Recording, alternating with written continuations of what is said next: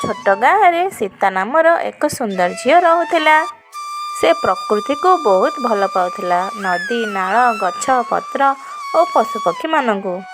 ତାର ଘର ଆଗରେ ଗୋଟିଏ ବଡ଼ ଗଛ ଥିଲା। ସେହି ଗଛ ଡାଳରେ ଗୋଟିଏ ନାଲି ରଙ୍ଗର ଶୁଆ ନିତି ଆସି ବସୁଥାଏ। ସୀତା ସବୁଦିନ ସକାଳୁ ଉଠି ସେହି ଶୁଆ ପାଇଁ ଖାଇବା ଓ ପାଣି ରଖୁଥାଏ। ଧୀରେ ଧୀରେ ଶୁଆଟି ସୀତା ସହିତ ସାଙ୍ଗ ହେବାକୁ ଲାଗିଲା। ସୀତା ତାର ନାଁ ରଖିଲା ମିଠୁ। ମିଠୁ ବହୁତ ସମଝଦାର ଥିଲା।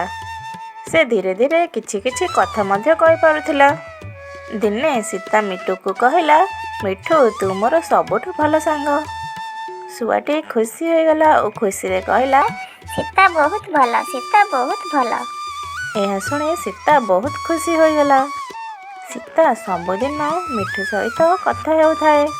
ସେ ତା ସ୍କୁଲର କଥା ଓ ତା ସାଙ୍ଗମାନଙ୍କ କଥା ସମସ୍ତଙ୍କ ବିଷୟରେ ଶୁଆ ସହିତ ବହୁତ ବଢ଼ିଆ ଭାବରେ କଥା ହେଉଥାଏ। ଶୁଆଟି ଚୁପଚାପ ରହି ତାର ସବୁ କଥା ଶୁଣୁଥାଏ ଓ ବେଳେବେଳେ ତାର ମିଠା ମିଠା କଣ୍ଠରେ କହିଥାଏ, ସବୁ ଠିକ୍ ହୋଇଯିବ। ଦିନେ ଗାଁରେ ବହୁତ ଜୋରରେ ମେଘ ପବନ ଆସିଲା। ବର୍ଷା, ଘଡ଼ଘଡ଼ି, ବିଜୁଳି ସହିତ ବହୁତ ଜୋରରେ ବର୍ଷା ପବନ ଆସିଲା। ସୀତା ଘର ଭିତରେ ଥିଲା, କିନ୍ତୁ ତାକୁ ମିଠୁର ବହୁତ ଚିନ୍ତା ହେଉଥିଲା। ସେ ଭାବୁଥିଲା, ଏତେ ଜୋର ବର୍ଷା ଝଡ଼ିରେ ମିଠୁ କେଉଁଠି ଥିବ, କ'ଣ କରିଥିବ। ବର୍ଷା ଛାଡ଼ିଲା ପରେ ଯେତେବେଳେ ସୀତା ବାହାରକୁ ଆସିଲା, ଦେଖିଲା ସେହି ଗଛ ଡାଳରେ ମିଠୁ ଆଉ ନାହିଁ। ସୀତାର ଆଖିରେ ଲୁହ ଆସିଗଲା। ସେ ଲୁହ ଛଳ ଆଖିରେ ଗାଁ ସାରା ଖୋଜିବାକୁ ଚେଷ୍ଟା କଲା। ମିଠୁ ମିଠୁ ଡାକ ଛାଡ଼ି ଚାରିଆଡ଼େ ଖୋଜିବାକୁ ଲାଗିଲା। କିଛି ସମୟ ପରେ ତାକୁ ପାଖ ଜଙ୍ଗଲରୁ କିଛି ଶବ୍ଦ ଶୁଣିବାକୁ ଲାଗିଲା। ସୀତା, ସୀତା। ସୀତା ଦୌଡ଼ି ଦୌଡ଼ି ସେହି ଜଙ୍ଗଲକୁ ଗଲା। ସେ ଦେଖିଲା ମିଠୁ ଏକ ବୁଦାରେ ଫସି ଯାଇଛି। ତାକୁ ବହୁତ ଚୋଟ ଲାଗିଛି। ସୀତା ତାକୁ ସେଠୁ ଉଠାଇଲା ଓ ତାକୁ ପ୍ରେମ ଭରା ନଜରରେ ଦେଖି ତା ନିଜ ଘରକୁ ନେଇ ଆସିଲା। ସୀତା ମିଠୁର ବହୁତ ଦେଖାଶୁଣା କଲା। ତା ପକ୍ଷରେ ଔଷଧ ଲଗାଇଲା ଓ ତାକୁ ଆରାମ କରିବା ପାଇଁ ଦେଲା। ମିଠୁ ପୁରାପୁରି ଠିକ୍ ହୋଇଗଲା।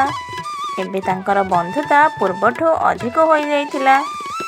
ଦିନେ ମିଠୁ କହିଲା, ସୀତା ମୋର ବହୁତ ଭଲ ସାଙ୍ଗ। ଏହା ଶୁଣି ସୀତା କାନ୍ଦିବାକୁ ଲାଗିଲା। ସେ ଭାବିଲା, ସତ ଭଲ ପାଇବା ଥିଲେ ମଣିଷ ଓ ପଶୁପକ୍ଷୀମାନଙ୍କ ଭିତରେ ବି ସ୍ନେହ ଓ ଭଲ ପାଇବା ବାହାରି ଆସିବ। ସେହି ଦିନଠାରୁ ସୀତା ଭାବିଲା, ସେ ସବୁଦିନ ପଶୁପକ୍ଷୀମାନଙ୍କୁ ଓ ପ୍ରକୃତିର ରକ୍ଷା କରିବ। ସୀତା ଓ ମିଠୁର ଦୋସ୍ତି ଗାଁରେ ମିସାଲ ହୋଇଗଲା। ସବୁ ଗାଁ ଲୋକ ସେମାନଙ୍କ ଦୋସ୍ତିକୁ ବହୁତ ଭଲ ପାଇବା ଦେଲେ। ଏହାର ଶିକ୍ଷା ହେଲା, ପ୍ରେମ, ଦୟା ଓ ସାହାଯ୍ୟ ଓ ଭଲ ପାଇବା ଦ୍ୱାରା ସମସ୍ତଙ୍କ ହୃଦୟକୁ ଜିତି ଯାଇପାରିବ। ସେ ମଣିଷ ହେଉ ବା ପଶୁପକ୍ଷୀ, ସମସ୍ତଙ୍କ ହୃଦୟକୁ ପ୍ରେମ ଓ ଭଲ ପାଇବା ଦ୍ୱାରା ହିଁ ଜିତା ଯାଇପାରିବ।